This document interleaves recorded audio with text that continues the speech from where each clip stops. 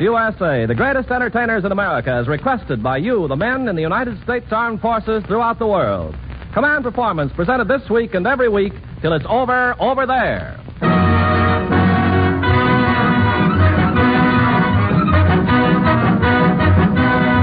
Fellas, this is Ken Carpenter. You know, Command Performance is made up of requests from you GI guys and gals overseas.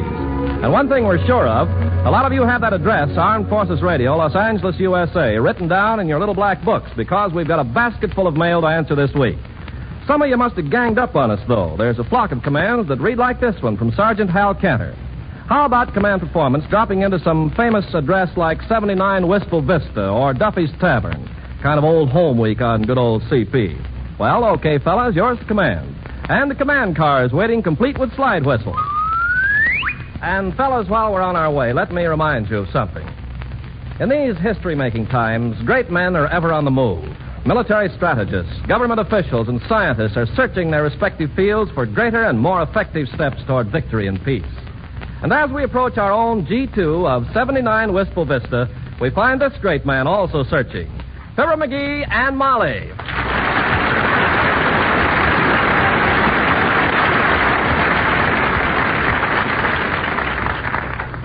Hey, Molly, where's my cigars? You mean the 3 for a dimers or the cheap ones? I mean the expensive ones that come wrapped in those aluminum test tubes. The one Mayor Latrivia gave me when he was running for election back in 1932. Oh, those. Well, they're right where you put them, in the humidor, in the icebox. Oh. Well, I'm going to go get them. I better put some root beer on ice, too. Expecting company. Who? You know Harlow Wilcox? Yes. Mm-hmm. You know that cousin of his he's always talking about? Oh, you mean the one in the Army who was at New Guinea? That's the one. I got Wilcox to promise me the boy'd come over here when he got home, and now he's home. Oh, that's wonderful. But why are you so anxious to see him, dearie? Oh, you wouldn't understand, Molly. It's a case of one veteran to another. Oh, yeah. I remember how I felt when I came back from the last war. The big war. Done me good to talk to someone who understood the military problems. McGee, you know about as much about today's military problems as Robert E. Lee knew about dive bombing. Oh. Is that so?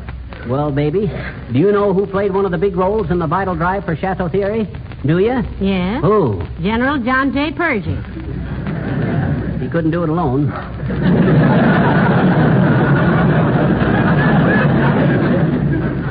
Who helped him? Oh, a couple of million men. I don't remember all their names, though. Well, surely you remember one certain private whose initials were Fibber McGee. Oh. That's right. You were one of them, weren't you, dear? You know doggone well. I come pretty near being a hero, too. Why, me and my friend, technician 7th grade, Fred Nittany from Starved Rock, Illinois.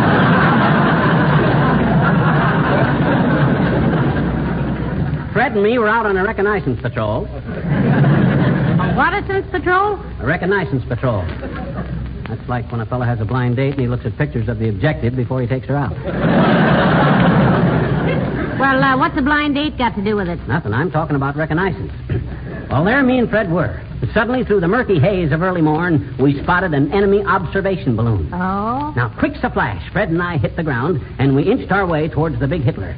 Hitler? Yeah, that's what we call any big gas bag. Well, sir, by now we were within Springfield range, so at a given signal, we both blazed away. We caught the crew of the blimp with their plans down. They all had to bail out. The blimp folded up like a 79-cent beast chair, and one by one the crew parachuted down. Oh? Old Fred Nittany rounded them up while I kept them covered. We would have won the Congressional Medal of Honor, except for one little technicality. And what was that? The men we captured were all on our side.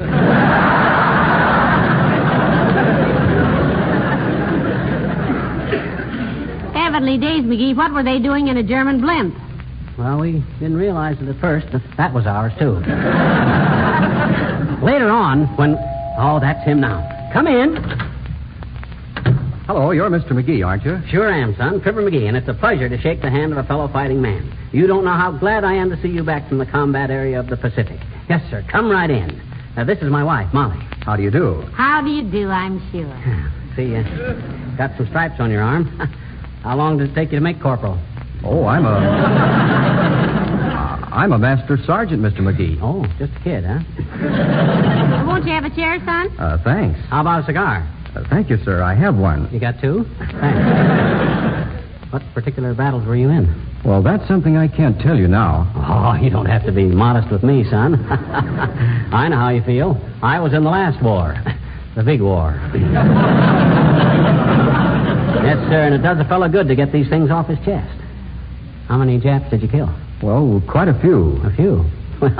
Well, I guess that's not so bad, although I myself in the last war personally accounted for... McGee. None.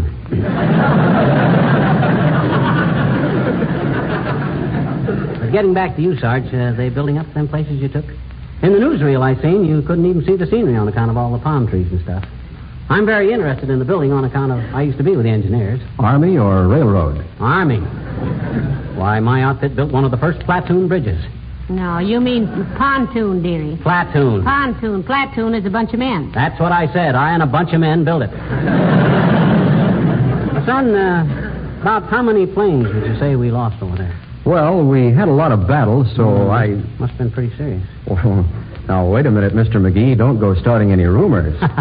Where are you going after your furlough, Sergeant? Yeah, where are they sending you? Well, I really don't know, folks. I haven't got my orders yet, and even when I do, I won't be According to able what I hear, you can look for a big sneak attack on Tokyo direct. Everything's going to be coordinated perfect, just like an Errol Flynn picture. What do you think of that? Well, it's hard to tell, Mr. McGee. I'd like to sit here and discuss the war with you more, but I have to be running along. So soon? You're entirely welcome to come back any time you want, Sergeant. Oh, thanks a lot, Mrs. McGee. Before I leave, Mr. McGee, I've got something I'd like to tell you. Yeah? Yeah? Well, in this war, the Army's got a new watchword. Oh, no. What is it? Silence means security. Goodbye, Mrs. McGee. My, what a nice young man. Oh, boy, is he a clam. Clam? Yeah, he won't say where he's been, where he's going, what he's done, or he just won't say anything. Well, dearie, I think he's modest, or else he has a good reason for not talking. Modest my clavicle. Why, when I come back from France, I had so much to say about the war, I sat down and wrote 5,000 pages telling all about it from every angle. Then I wrote the whole thing in longhand with a quill pen. Well, what happened to it? Well, I never did get to finish it. My quill started molting. Oh, I wonder who that can be. We'll soon find out. Come in. Oh, hello, Mr. Wilcox. Hello, Molly. Hello, Snoopy. Hi, Junior. What's the idea of calling me Snoopy? I just met my cousin down the street, and he said he was in here talking to you. Or rather, answering you. He wasn't talking to McGee, Mr. Wilcox. McGee was talking to him. That cousin of yours is really not very observant, Junior. He don't seem to know where he was, where he's going, what he's done, or who he's seen. Oh, don't be silly, pal. Of course he knows. No smart soldier talks about where he's been, what he's seen, or anything else the enemy would like to know. They want everybody to think they're dumbbells? Better keep quiet and be thought a fool than start talking and prove it, unquote. Look, pal, everybody is interested in what the soldier's been doing, but if it's against the rules, a good soldier buttons his lip. They can talk to a friend off the record, can't they? Look, in wartime, there's no such thing as off the record. Oh, sure. You remember that hunting trip we went on, you and I? Oh, I remember that very well, Mr. Wilcox. You came back with a bearskin and 12 fish, and McGee came home with chiggers and ivy poisoning. Yeah, but that's okay. But what's that got to do with the subject? Well, I was just thinking back. I kept warning you not to leave an open bear trap around the cabin, but you paid no attention. And then you got caught in it yourself. Remember? Yeah, but what's that have to do? Well, that should have taught you, pal. There are times when it's best to keep your trap shut. So long, pal. Well, maybe I was wrong, Molly. I'm afraid you were, McGee. When you're talking to a soldier, you've got to remember one thing. What's that? Just because the enemy is all ears doesn't mean he's a jackass.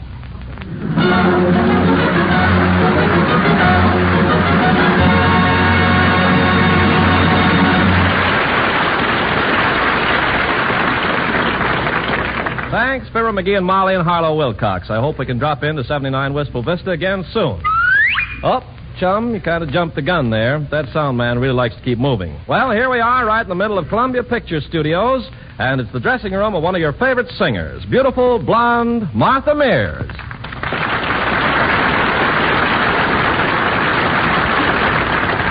Thanks, Ken. I've got some command performance letters to take care of. So, for Joseph Rydell, Radio Man, Second Class of the Coast Guard, FPO, San Francisco, For Private Armand Campier, APO 726, Corporal W.P. Citrick at APO 939, and for PFC Bill Wademan of the Marines, here's Love Me Tonight. Let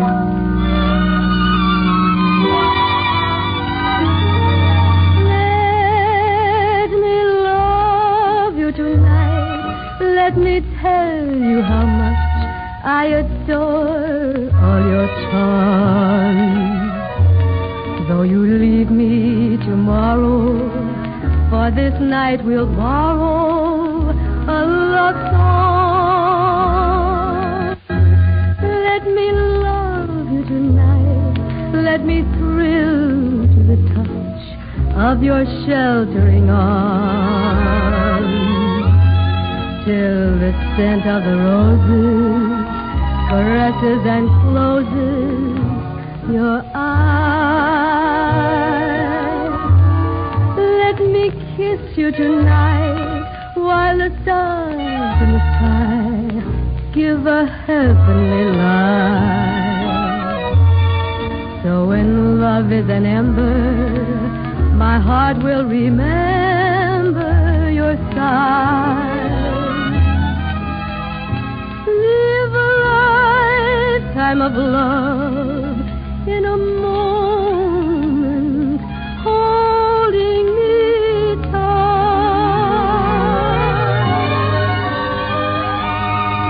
And forget me, darling. Only let me love you tonight. Let me kiss you. I adore you. And when love is an ember, my heart will remember your sigh.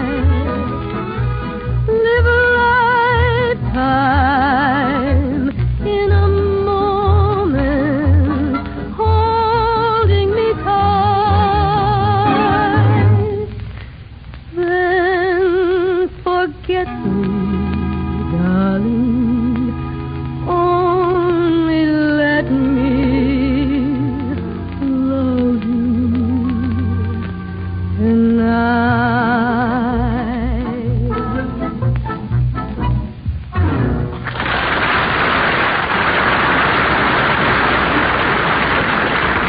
Well, Martha, thanks. See you later. Well, fellas, Eddie Marmon and the gang at APO 24, and Sonny Boy Sideman, Goonhead, Chesty, Sleepy, and Tommy Let Me Sleep in the Rain 'Cause I'm from California Jenkins, all at APO 565 have asked Command Performance to drop in at another famous address. So all aboard for Brooklyn and Duffy's Tavern.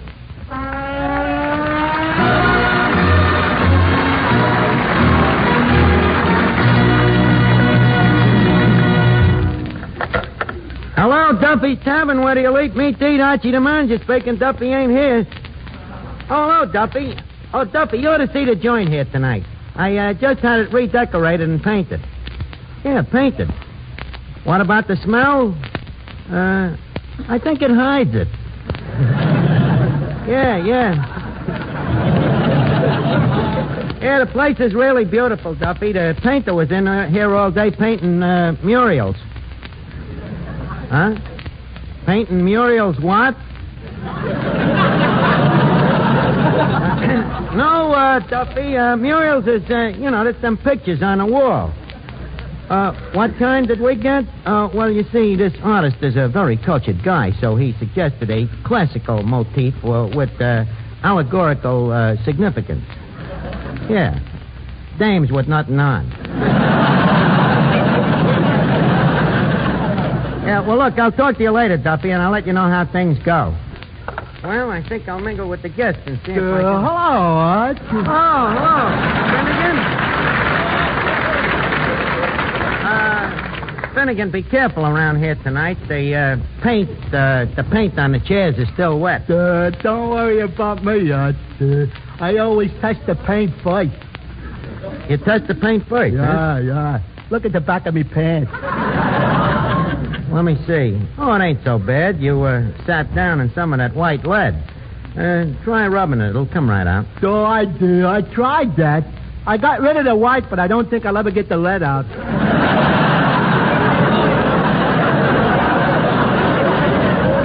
How you do?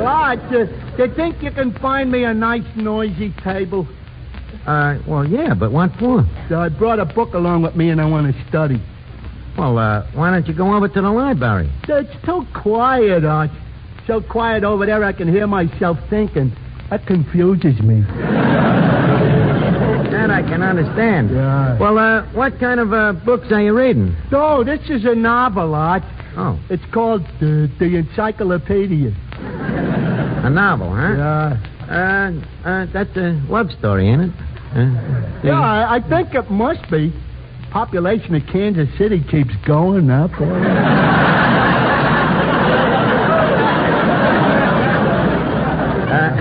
Where did you get hold of this encyclopedia anyway? Well, I won it in a quiz contest. I sent in a question, and they sent me a book. No fooling. What question did you send in? I just said, would you please send me an encyclopedia? And they sent it to you? Yeah, for nothing. All I had to do was pay the mailman the postage.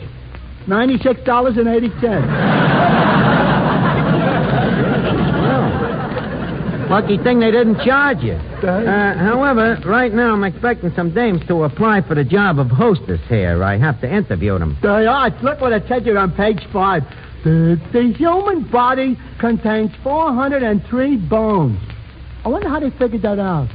They probably looked at Frank Sinatra and counted them right out in the open. But you go ahead and study the book, Finnegan. I see a dame approaching here. Pray chance she is applying for the hostess job. Okay, an ostrich hides his head in the sand. Pardon me, are you Archie, the manager? Well, yes, I have the honor to be those people. Well, my name is Lynn Barry. Oh.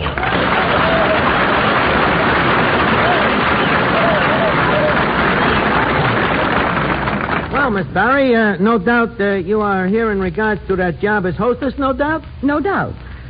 I thought I might like this type of work. Would you care to see my availability slip? Miss Barry, what you're wearing underneath is your own business.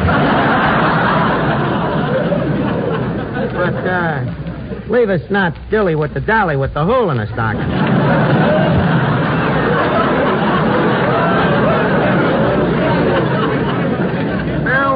About your qualifications, Miss Barry. Well, at college, I took a course in social philosophy, and I had 3 years of advanced psychology. I think that equips me to handle Duffy's customers, don't you? Yeah, if you also know a little jiu-jitsu. You mean the crowd here is liable to get a little rough? Yes, well, occasionally they revert to tripe, you know. So if I hire you, I want you to promise me one thing. Well, what's that? Well, if any of the guys here makes a pass at you and annoys you, I want you to tell me, you know. If it don't annoy you, I want you to tell me anyway, so I'll know where I stand. Well, it's nice to know that you take an interest in me. Well, just because I'm the boss and you're a worker, our relationship don't have to be too plutonic. Why, Archie. I mean it. You see, I'm thinking about committing matrimony. Maybe you and me could settle down, and after a year or two, who knows what might happen. Hey, Mama Alligator lays 4,000 eggs. Finnegan, get away from that encyclopedia. We ain't interested. Okay, Archie. Hey, where's the crummy manager of this broken down joint?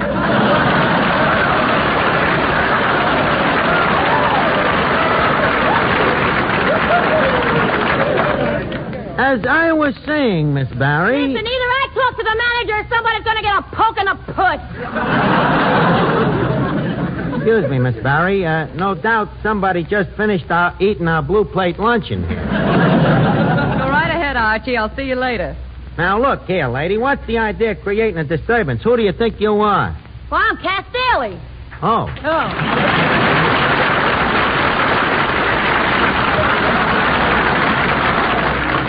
It ain't my fault. What do you want around here anyway? Well, you advertise for a high-class as hostess, didn't you? Yes, we did. Can't you read? Of course I can read, and I got culture, too. Why, if anyone's looking, I wouldn't dream of diving for a cigarette butt. I said it, and I'm glad.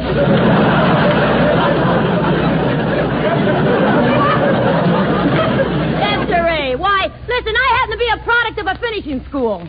The product of a finishing school, huh? Yeah. Well, here and there I can detect a little absenteeism.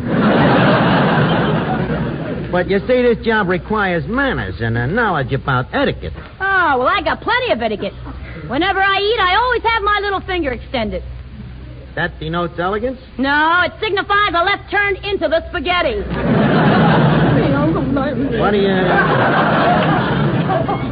What do you do? Throw your left leg out when you go after noodles?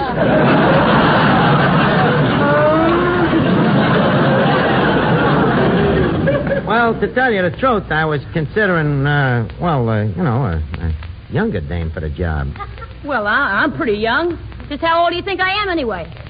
Come on, take a guess. Well, what are you waiting for? I'm trying to decide between the truth and a broken nose. Well, you know, looks are often deceiving. Go on. Try to guess my age. You know, I could be sweet 16. I could be 19. I could be a little older. Certain types of lizards live for 3 centuries.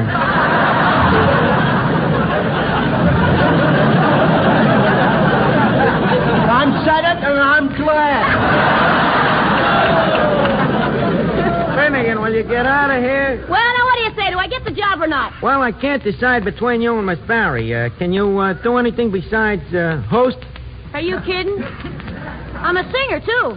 Well, let me hear you sing a song. That might help me decide. All right, here I go. But stand back, I may blast you into the street, you know.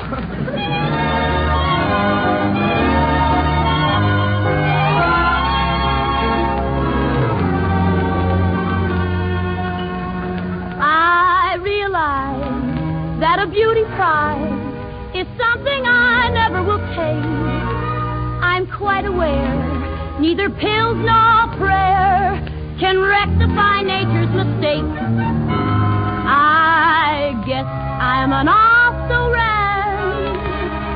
Me with my gorgeous pan. Every time I try to get a man, he always gets away. Well, you can't blame a gal for trying.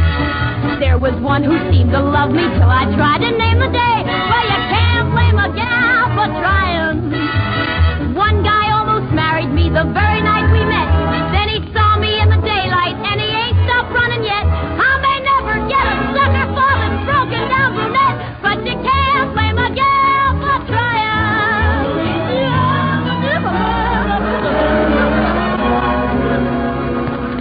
Just the other day, in a small cafe,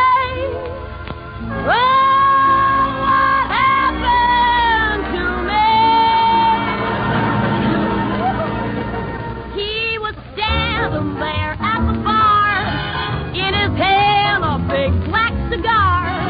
He was swinging, but not on a star. That guy was drinking like a fish. He looked pretty high. I saw in his eye a gleam he could not conceal. He said, "Have a drink."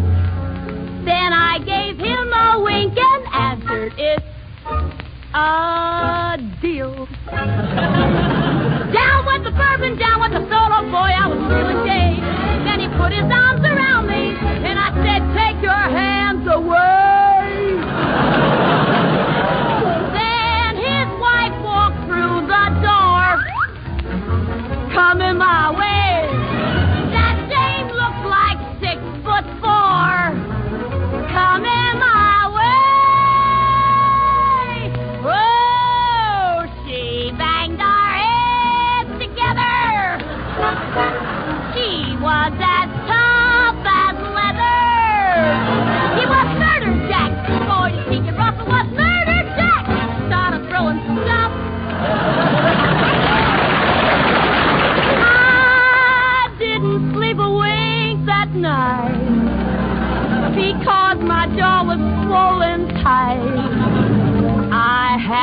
called the doctor that morning to see that everything was still all right. And when he opened up my mouth that morning, he said, my dear, there's not a tooth in sight. I'll never smile.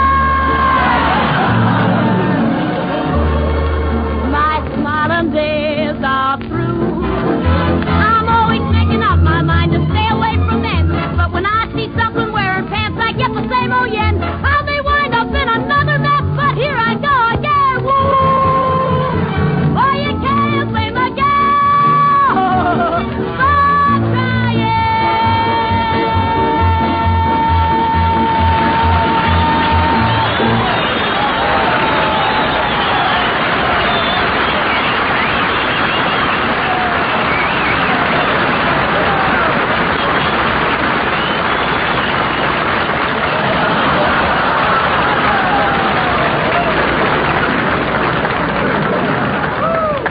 Oh, that was wonderful, Miss Daley. Had the same delicate quality as a burp in a sonobox. Well, they Very told good. me, whispering Daley, Yeah. you know, yes. Well, tell me now, do I get the job or not? Yes, which one of us gets the hostess job, Archie? Well, after looking at the thing from all angles, and believe me, I ain't leaving yours out, Miss Barry. I think maybe Miss Daley is the best choice. After all, she can sing and entertain the customers. Well, then, I guess I'll be going. Well, now, don't rush off. Stick around. What for? I can't sing. I can't dance. What could I do to entertain? It is generally agreed that Gypsy Rose Lee is the former... Finnegan!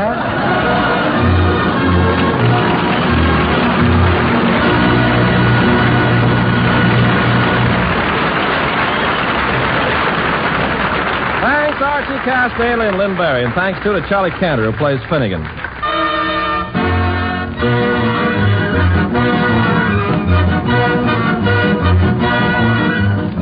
Well, man, all of us hope you've enjoyed this 30-minute tour through some of the famous fictitious and real addresses along Radio Row. Remember, Command Performance is your show. So if you've got any special requests in mind, let's hear about them. We'll be waiting for your letters. Next week, there'll be another big Command Performance, so listen if you can, won't you? This is Ken Carpenter saying so long and good luck. This is the Armed Forces Radio Service.